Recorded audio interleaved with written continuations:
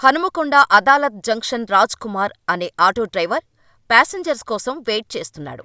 ఉన్నట్టుండి రాజ్ కుమార్ వైపు ఓ వ్యక్తి కత్తితో వచ్చాడు.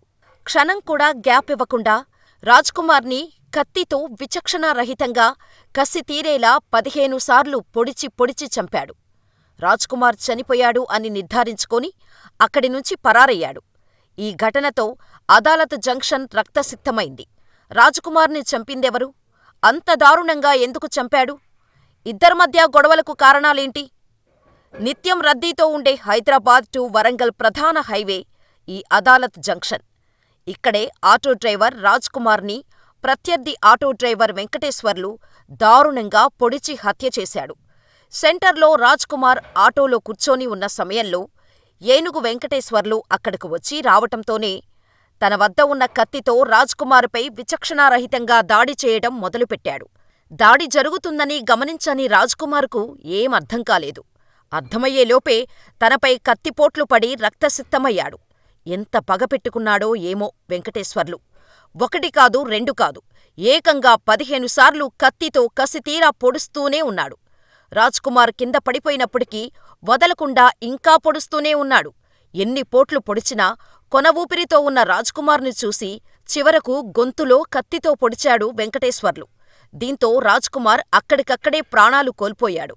రాజ్ కుమార్ మరణించాడని నిర్ధారించుకున్న తర్వాత వెంకటేశ్వర్లు అక్కడినుంచి పారిపోయాడు. స్థానికులు వెంకటేశ్వర్లను పట్టుకునే ప్రయత్నం చేశారు. వారిని కత్తితో బెదిరిస్తూ అక్కడినుంచి తప్పించుకున్నాడు. ఈ హత్యకు ఒక మహిళ కారణమన్న ప్రచారం సాగుతోంది. ఆ మహిళ విషయంలో ఇద్దరి మధ్య తలెత్తిన వివాదమే హత్యకు దారితీసినట్టు పోలీసులు భావిస్తున్నారు. మహిళతో రాజ్ కుమార్, వెంకటేశ్వర్లు వివాహేతర సంబంధం కొనసాగిస్తున్నట్టు స్థానికులు చెబుతున్నారు. ఆ విషయంలోనే ఇద్దరి మధ్య వివాదం ముదిరి హత్య వరకు వెళ్లినట్టు తెలుస్తోంది. నడి రోడ్డుపై జనమంతా చూస్తుండగానే ఆటో డ్రైవర్పై మరో ఆటో డ్రైవర్ ఇలా కత్తితో దాడి చేస్తున్నప్పటికీ చుట్టూ ఉన్న జనం నోరెళ్లబెట్టి చూస్తూ నిలబడ్డారే కాని ఏ ఒక్కరూ కూడా అతన్ని అడ్డుకోకుండా హత్య జరిగే దృశ్యాలను తమ సెల్ఫోన్లతో వీడియోలు తీశారు. విషయం తెలుసుకున్న సుబేదారి పోలీసులు అక్కడకు చేరుకొని మృతదేహాన్ని పోస్టుమార్టం నిమిత్తం ఎంజీఎం ఆస్పత్రికి తరలించారు. ప్రత్యక్ష సాక్షుల నుంచి వివరాలు సేకరించారు. నిందితుడి కోసం పోలీసులు 2 బృందాలుగా ఏర్పడి గాలింపు చర్యలు చేపట్టారు.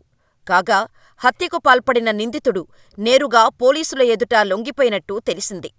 అసలు రాజ్ కుమార్ని అంత దారుణంగా చంపుతుంటే ఫోన్లలో వీడియోలు, ఫోటోలు తీయటానికి ఆసక్తి చూపించిన ప్రజలు కాపాడటానికి మాత్రం వెళ్లకపోవటంతో అసలు మానవత్వం అనేది చచ్చిపోయిందా అనే అనుమానాలు కలుగుతున్నాయి. మరికొందరైతే ఆ లైవ్ మర్డర్ వీడియోని సోషల్ మీడియాలో పెట్టి వైరల్ చేశారు కూడా.